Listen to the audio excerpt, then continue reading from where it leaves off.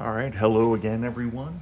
This is Bob, and as you can see, we're going to be taking a look at Thundercats #1 from Star Comics, which is actually uh, the Marvel Comics thing, something I guess that keeps characters from being a part of the Marvel Universe. Um, so they created like a different section, like you had Vertigo Comics with DC. Here you have Star Comics. Um, Now, I was a huge fan of Thundercats as a kid. Just big fan, love them. Still to this day, big fan of Thundercats. Um, I have a Thundercats video that probably came out a couple days before this, telling stories of some artwork I did with the Thundercats that you can go check out.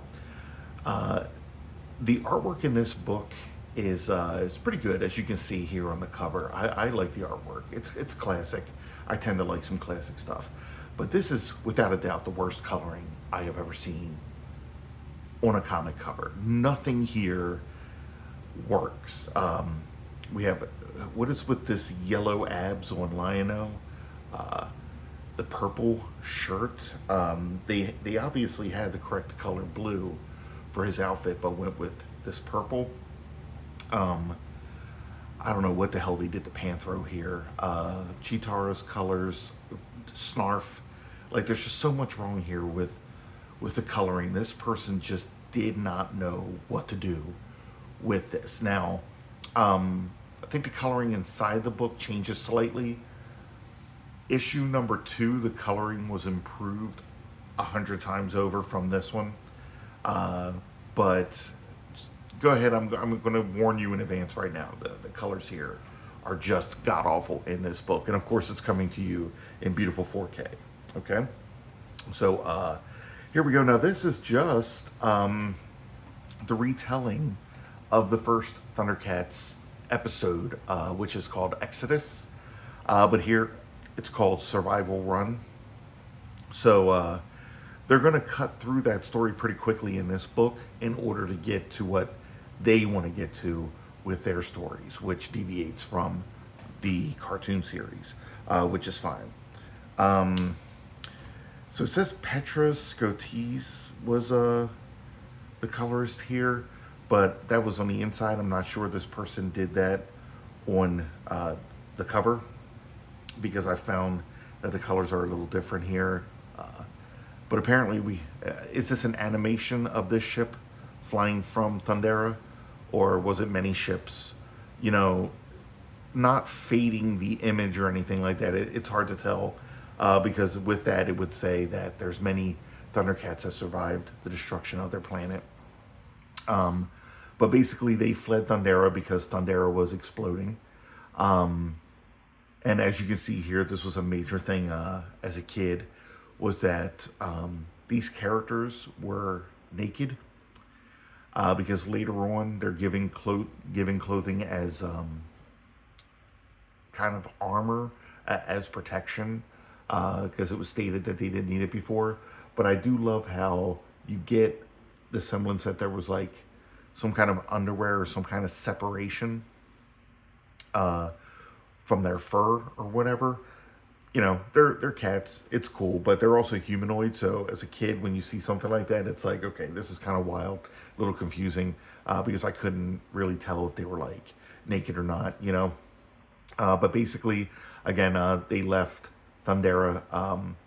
They're trying to travel to someplace else to call home.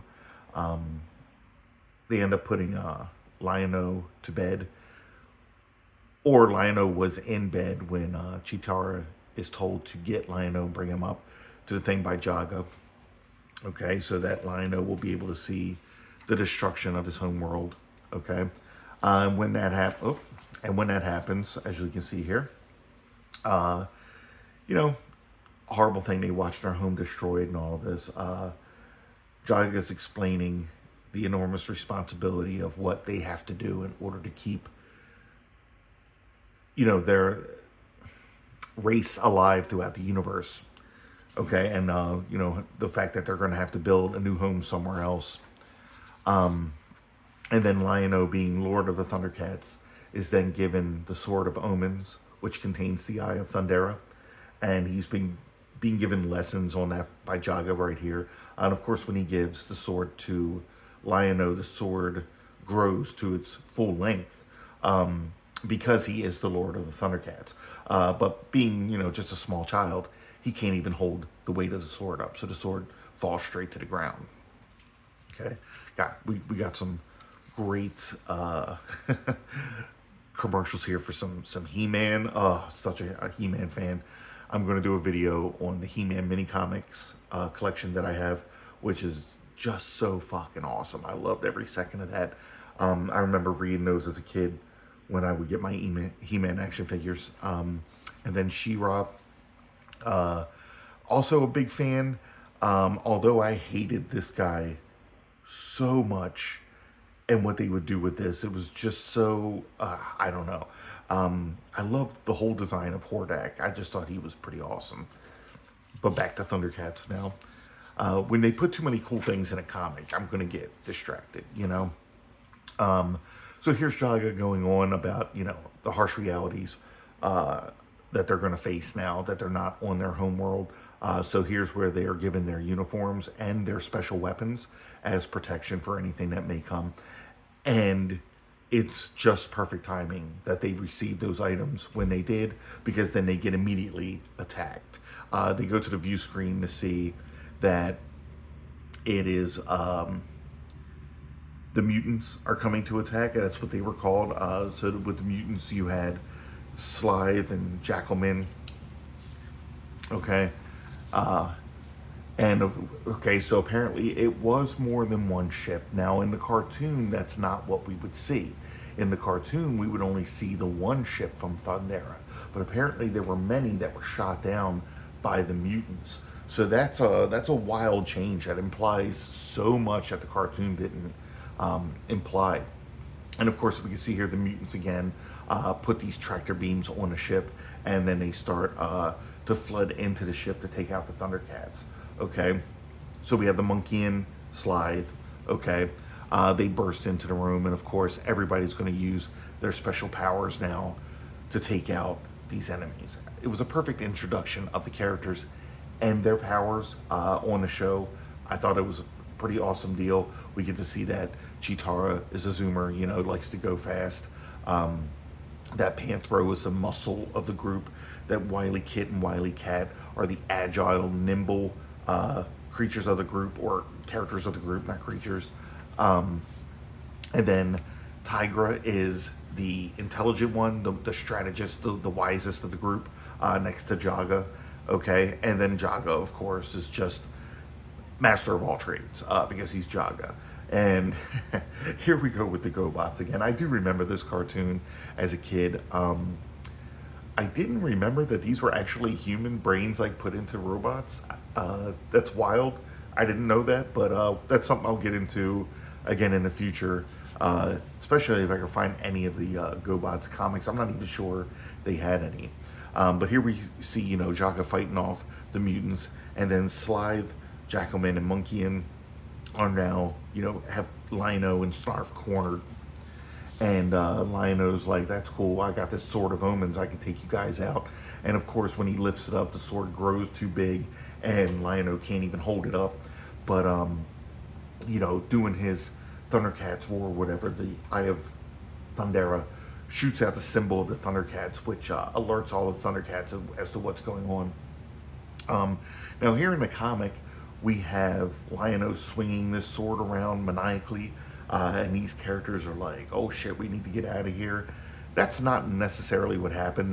They were just afraid of the symbol that had come out, and the roar that apparently happens or whatever, and they're just like, okay, we need to retreat because the Eye of Thundera scares the crap out of us. So they run away, and then leave the ship as it was and fly away. Of course, now they're talking about how the ship is a little too damaged to make it to the planet that they wanted to get to. They're going to have to do a new plan of finding another planet, and they may not have the fuel and resources necessary to make the journey. So Jaga is like, okay, I'm going to have to take control. Also, they're autopilot, so their navigation um, system was destroyed, and somebody's going to have to manually operate the ship. Uh, I had to stop here because this is the Droids cartoon, and I actually didn't know that there was a Droids comic out. And I remember this cartoon as a kid, but I don't remember it so much. I'm going to have to check this out on Disney Plus or something. I believe they have it on there. Um, and I'm going to have to try to look for some of these comics because I should do a video on that. But Jaga is basically like letting them know, like, okay, guys, you know, there's no way we're going to live long enough to complete this trip. And the navigation system, autopilot, is broken. So I'm going to have to manually fly this ship for as long as I can while the rest of you go into hibernation. So that way, you know, you won't age or anything as this flight goes on. Now, I am going to point out the obvious here. The oldest character is the one that's going to try to live long enough to guide this ship where it needs to go. Just seems like it may not have been the best choice, especially when, you know, you have to consider that these are the last beings from this world. These are the last of their race. And in order to continue on with that, you know, you've got to put the good of their race ahead of, you know, anything else. But, you know, I guess it's the way it's got to go, whatever. But he literally, you know, just does this for so long until he just goes the way of Obi-Wan Kenobi and dissipates into a shower of glitter, it looks like. Or, you know, becomes one with the Force, basically, since he is the Obi-Wan character. Okay? And then, of course, the ship does make it, and as it's landing, one of the landing thrusters fails, and the ship crashes, sending the pods all over the place. And the first to be released is Snarf, who immediately thinks of Lion-O. And he goes over to Lion-O's pod and opens it up, and out comes a full-grown Lion-O holding his little teddy bear, which I find to be hilarious. I'm not sure if that was in the cartoon. I'm gonna have to go back and check that out because that would be interesting. But here, you know, again, we have this horrific coloring. What? I'm just not sure what was going on here. So they did add the color to his face, the separation of like a lion color, but we still have these yellow abs, which are just like a bright yellow and not what it was. So I don't know, it just stands out so weird. And again, the shirt is purple, his outfit is purple, which, you know, it's not, it's blue. I don't know, it's just wild to see that. But of course, immediately now, the mutants find their way to the planet that the Thundercats have crash landed on. Now again, this implies a lot because these are the same characters.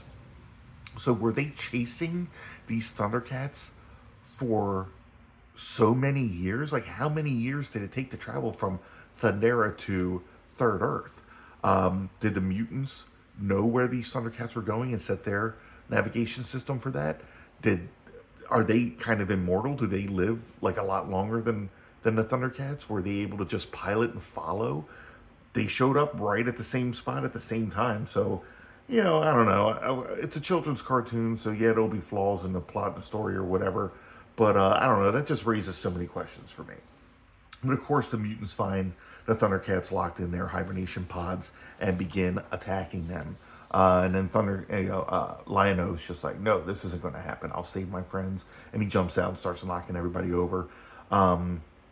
Until, you know, he gets thrown away by Slythe here. And then Snarf is like, here, you're going to need this if you're going to fight these guys. And the second he gets the Sword of Omens, he gets the image of Jaga appears, right? Because this is basically Luke with his lightsaber when Obi-Wan appears now and starts to tell him how to do everything. You know, Lion-O, use the Force, make your sword grow, and awaken the other Thundercats. So that's what he does, because he gets the Eye of Thundera here to throw up the symbol, which I think gives the Thundercats, you know, like a boost of power, maybe like a stamina thing. You know, they always get like a glow in their eye, and then they're able to achieve whatever. So maybe it's like a burst of energy or something that goes through them. It's never really said. It's just kind of implied in the cartoon. at least as far as I know, I've seen, probably all the episodes, but not for a very long time. I don't recall them stating anything about, a power that they get from the Eye of Thunder or anything like that. But of course, the mutants see this Eye of Thunder symbol jump up again, and maybe it's like a magical fear that it instills in these creatures, because whenever they see it, it's just immediately, it's almost like they give up. They're just like, oh well, there's the Eye of Thunder symbol, we need to get the hell out of here. And of course all the Thundercats wake up from their pods and come out and just start kicking ass all over the place, and they see that Lion-O is now fully grown and handling his own, as they're going around, taking out all of the mutants. The mutants are just like, okay, you know what? Again, we are not strong enough for this. We have to stop, going after these guys or waking them up, because they can kick our ass without even trying. So they immediately go back to their ship and fly away. And then everybody here starts admiring the new man that Lion-O is. And Lion-O's just like giving his speech to inspire the Thundercats on this new world, that, we're going to survive, we're going to be great, so let's get to work. And of course the mutants here are flying through Third Earth when they come across this pyramid here. And as they're flying over it, the pyramid sends out some kind of force that grabs them and lands their ship, or makes it crash land or whatever. And the mutants are just like, all right, we need to go check out this this pyramid that just attacked us, even though we just had our asses handed to us, and maybe we can't handle anything that comes our way. Let's go try to handle something, right? So they go into this thing, and they come across this hundreds of thousands of year old mummy, who starts telling them that, hey, I'm the ruler of the Third Earth and everything, and he wants them to now work for him, because he's this powerful creature or whatever. And Slythe is just like, okay, we'll go ahead and agree to whatever this guy's proposing, because we'll use him to obtain our goals, or at least that's what he thinks is going to happen, because they don't know the true power of Mum-Ra yet. Okay, so there we go. That's the end of the first issue. That sums up all of Exodus. They kind of raced through it in order to do that, because again, I think when it comes to the second issue of this, they wanted to move forward and kind of separate from the cartoon to do their own stories. So I gotta say, I kind of like it. I think it really starts to pick up around issue 4 or 5 of the series. I have at least up to issue 5, I think. But I'm going to dig through and find some more. But this was Thundercats #1 from Star Comics. Again, my name is Bob. I'm a comic book artist. I'm trying to get my name out there. So if you like this video, please hit the like button. It helps my channel grow, so I can get my name out there as a comic artist. If you want to see more of these type of videos, or some of the speed drawing videos that I do, hit subscribe, so that way you'll be notified when a new video comes out. I usually have a new video that comes out daily. Again, guys, thanks for watching, and until next time.